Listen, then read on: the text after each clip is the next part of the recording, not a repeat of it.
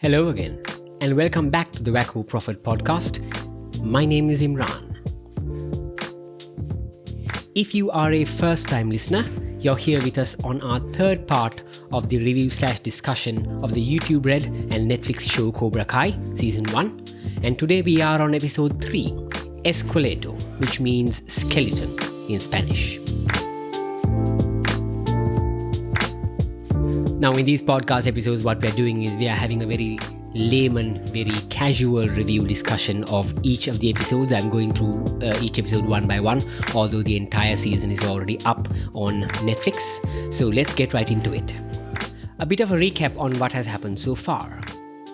2 episodes down, we see Johnny trying to kickstart the Cobra Kai dojo with little to no success so far, save for his one student, the very likable underdog, Miguel.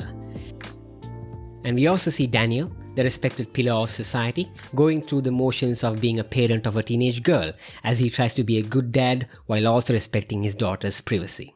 And Daniel's daughter Samantha, who is getting more screen time the more the series goes on, is moving from the more geeky or nerdy circle of friends that it is implied that she had when she was younger, towards the more popular but uptight and exceedingly one-dimensional Mean Girls. I mentioned in the previous episode that it would be interesting to see how Samantha balances her essentially good nature with her undoubtedly douchey new companions and the ridiculously named Kyler. Episode 2, Strike First, ends with an amazingly cheesy confrontation between Johnny and Daniel in the Cobra Kai dojo. Alrighty then, let's talk a bit about episode 3, Esqueleto. I really do hope I'm pronouncing that right. This one is a little more mellow compared to the first 2 episodes.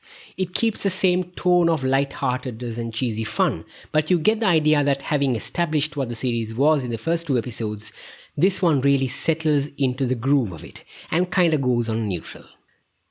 I wouldn't say this episode is necessarily a filler though, because it does move the story forward and it does establish a couple of things it hinted at in the beginning.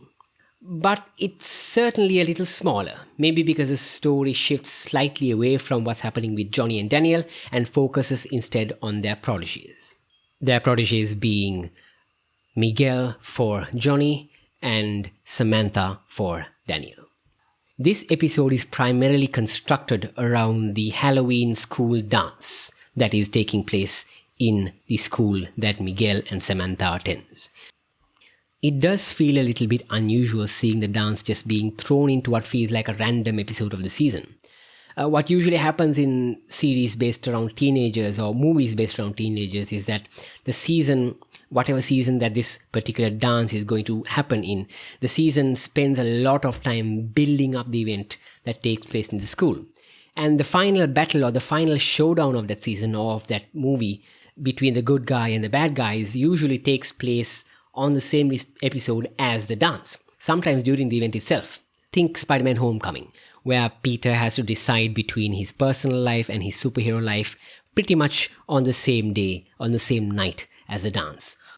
Or Stranger Things, where this entire crescendo of the season takes place on the same episode as the school dance or something similar to that. And usually that event is hyped from the beginning of the series or the movie as this big thing that our hero asks his crush out on or something and absolutely should not miss. And at the end, there's usually a point where they have to choose to be there or be a protagonist. The event is built in our minds and in the narrative as the high point of the movie or the series. But Cobra Kai doesn't do that. They're just like, here you go, this is what's happening in this episode. One could read this in 2 different ways. One, it may be that they're making it up as they go along, and the dance is just a set piece, in other words, an excuse for some story stuff to happen at school. I hope it's not that. Or 2, the show wants to be focused on the dojo and the leads and their prodigies, and they don't want to distract you or broaden the story to keep things simple. I personally hope it's the second one, obviously, or that it may be something completely different as well. Who knows? In terms of moving the story forward, the episode builds on what it established in the first 2 episodes. Kyler and Samantha are now dating because after all, we saw Kyler have a semi-successful meeting with Samantha's parents, with Daniel and his wife in the middle of the previous episode. And we kind of see Daniel's growing apprehension because of what he heard from Johnny in the end of the last episode. Remember, the end of the last episode was that kind of verbal showdown between Johnny and Daniel, where Johnny revealed that he only beat up Kyler because Kyler and his goons, his compatriots, to be polite, were beating up on someone half their size. So Daniel has that in his head. He doesn't know whether to believe it or not, but he's certainly not forgetting it. Daniel seems to be going towards the overbearing parent trope. He volunteers to be a parent present at the Halloween dance just to keep an eye on his daughter, which pretty much ruins the party for her, but maybe for the better. We also see Johnny very slowly develop an affection towards Miguel because he is at the moment the only person who seems to want to help Johnny in bringing in business for the dojo. There's a great and bit intentionally cringy scene in the beginning of the episode, or in the first half of the episode, where Johnny is walking around with pamphlets trying to do the old school advertising, trying to connect with kids around Miguel's age, which absolutely does not work. Once again, like I mentioned in episode 1, William Zabka, the actor, does an amazing job walking the line between being gruff and arrogant without being unlikable. And you feel that Johnny is really out of place and still pretty much peaked when he was 16 or something, because he does not know how to approach people and how to connect with people. Miguel's efforts on his behalf is what really shows us and shows Johnny that the kid actually cares, and Johnny's affection for Miguel may play a part in how the story continues because of the way this episode ends, which I'll get to it. To continue on this tangent, we see that Miguel actually pays attention to the advice given by Johnny, even though the latter is not too delicate when giving said advice. Because Miguel's phone rings in one of the scenes where him and Johnny are together, and the song or the ringtone is Round and Round by Rat, which was a song released in 1984, which is an indication, a not too subtle indication, because Johnny notices it and brings it out or points it out, that Miguel is actually paying attention. So that's pretty cool. So the father-son pseudo relationship is well on its way to being 80s level cheesy, which I am down for. Also, as I predicted, or stated rather, in the previous podcast episode, we do see a little of Samantha being caught between her friendship with Aisha and her friendship with the Mean Girls. I swear to God, I still have no idea what their actual names are, so I'm just going to keep calling them the Mean Girls. The scene where they embarrass Aisha, which again is right out of 1,000,001 teen drama movies and shows, kind of establishes that Cobra Kai, the show, will treat the Mean Girls as just one-dimensional popular girl, air quote, characters, which, hey, I don't mind one bit, because that allows us to focus more on how Samantha will deal with their shenanigans. We do see her questioning her choices a bit at the end of that particular scene, but I'm guessing she'll continue to hang out with them until closer to the end of season 1, she has this crisis of conscience and stands up to them or chooses to not hang out with them anymore. I hope I'm wrong, I really do. And since the entire season is out on Netflix, you can tell me if I am. And I hope she deals with it quite soon and we can move along. But I stand by what I said. It does look like they're going to draw this entire melodrama of the choosing friends for the entire season. There's also a bit of a throwback to the original Karate Kid movie with Miguel's costume for the Halloween party, which was assisted by Johnny. It being the exact same skeleton costume worn by Johnny and his friends when they beat up on Daniel, which, as you can imagine, has some very unpleasant associations for the adult, present-day Daniel. Now, we are able to establish a couple more things about some of the characters from this episode. Firstly, we have another less cheesy confrontation between Johnny and Daniel, where both of them, especially Johnny, behaves more appropriately for their age, which again, I'm going to guess that they're in their early 50s. Did they mention it at all up to episode 3? I don't think so. But if my math is correct, they are probably in their early 50s. I don't know. Anyway, in this confrontation, which takes place in the school halls during the Halloween dance, Daniel asks Johnny why he would want Cobra Kai back after how Johnny's sensei treated him. To which Johnny says something like, and I quote, "Because I am not Kreese, and the lessons worked." This says a lot in a very little. Johnny knows that his former sensei was not the best for him. Remember Kreese, the asshole sensei from the original Karate Kid? And he knows that Kreese being there and Kreese being Kreese had an adverse effect on the students. Now, I'm not saying that Johnny knew it back then, but he has had 34 years to stew on it. And the implication that he knows now. So he's aware of the negative effect that Kreese has had. And despite this, he still views what he got out of Cobra Kai as something positive, despite Kreese being a key part of his learning. Now, a bit of a spoiler alert for the future. We know that Kreese turns up at some point in the series, maybe in season 1, maybe in season 2. So let's see how this goes from here. But it's clear, at least for me, that Johnny is not on Kreese's side, and nor is he on Daniel's. He knows he's good. He knows that he can do well in karate, and he's on his own side. His intent is still spite, or maybe to prove a point. But he's not planning to go down the same road of abuse, physical and verbal abuse that Kreese was very deep in. So that's good to know. Secondly, we establish without a shadow of a doubt that I was very, very right about Kyler's. Remember, Kyler is now Samantha's boyfriend. Kyler's attitude matching the douchiness of his very, very douchey name. We see him in the Halloween dance using a piece of jewelry that supposedly belonged to his grandmother to try and essentially get into Samantha's pants. We're led to believe that it's a genuine miscommunication when Daniel catches him and Samantha in a very awkward situation in a classroom during the Halloween dance, but we find out soon after, along with Miguel and his friends, that no, Kyler is a douche through and through, who is not past lying to have his way with Samantha, because apparently the piece of jewelry is something that he bought in a thrift store or something.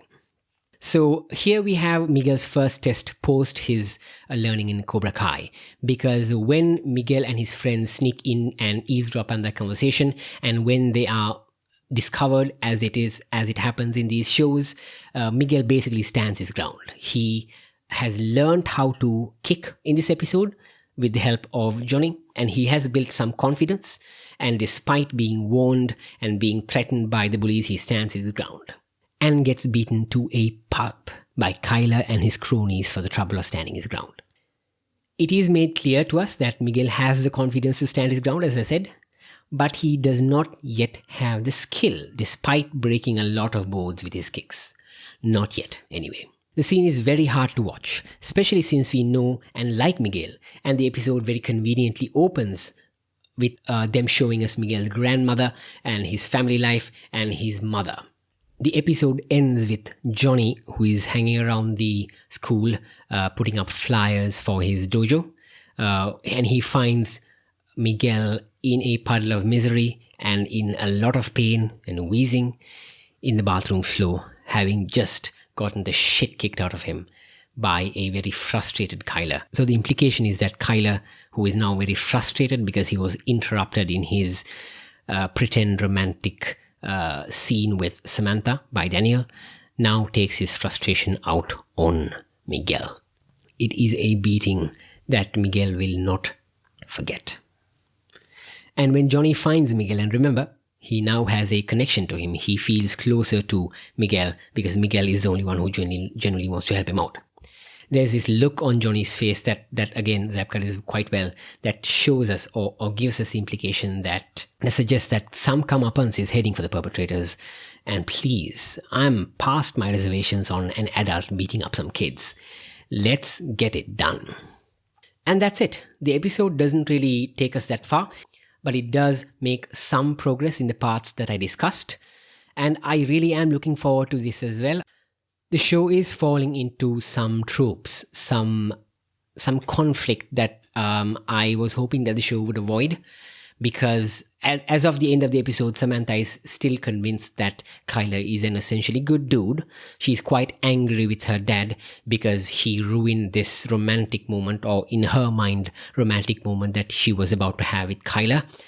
And Kyler is an obvious douche, an obvious asshole. So that to me is a bit of an unnecessary conflict, because I hope they don't do this. I hope they don't keep Kyla and Samantha together for most of the season, which is what these kind of shows usually do. They keep the good girl and the douche guy together for the entire season, and at the very end, the good girl, who was up until now pretty blind to how douchey the douche was, suddenly finds out through overhearing something that, wait, this guy's an asshole. So I really hope the show doesn't do that. I mean, I'm not too invested in it. Like I said in the previous episode, I'm not really that invested in Samantha's romantic relationship with Kyla. I just hope it works out well, because I like a happy ending. Everything else is quite fine. I like where the show is going, because it's setting up a rivalry. It has set up already a rivalry between Johnny and Daniel, and now it's setting up and has set up, as of this episode, a rivalry between Kyla and Miguel.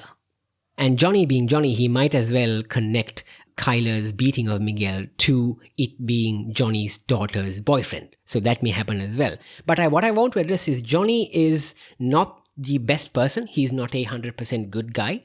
But the episode also establishes, as I said previously, that his intentions are essentially not bad intentions. He doesn't want to be the next Chris. He wants to be his own guy. He wants to do the Cobra Kai in his own image, which, while not 100% good, is not 100% bad either. So there you have it. That's my thoughts on episode 3, season 1. I am going to do this for the entire season. I'm going to finish season 1, and depending on how it goes, I may go for season 2 as well, although I would really like to try this format on different shows or maybe movies as well. So we'll see how it goes. A bit of an update if you are interested in the audio side of things. The audio side of things is still going quite well. I am still learning a lot. I'm learning by trial and error, as I mentioned in the previous episode. So that's still good thing. I hope I don't mess anything up in this episode, because that'll just be a pain in the butt for me. But don't worry, I'll make sure it does not affect you guys in any way. And once again, in every episode that I review, I am talking about specific plot points and I'm going in depth in certain parts. So I would suggest that you watch the episode before you actually listen to my podcast. That's all right. I can wait. There's no rush. And if you are a recurring listener, and if you are listening to more than one episode of mine, thank you very much for your patronage, I suppose is the word. And my podcast can be found on all major podcast platforms, and also I'm uploading a version on YouTube as well. If you want to follow me on social media, I am on Twitter, Instagram, Facebook, and of course on YouTube as well. I'll leave the links to all of those in the description of this podcast. So I hope you enjoy what I'm doing. Any feedback is good feedback, so that is very much appreciated. That's all we have for now, and Corona is still going on in my country, although in Sri Lanka it is getting a bit better compared to more developed countries. I do hope wherever you're listening from that you are safe and that you're following the given procedures in terms of social distancing, and you have a cool beard mask wherever you go. This has been the Wacko Prophet Podcast, and my name is Imran. Thank you very much for listening, and you have yourself a great day.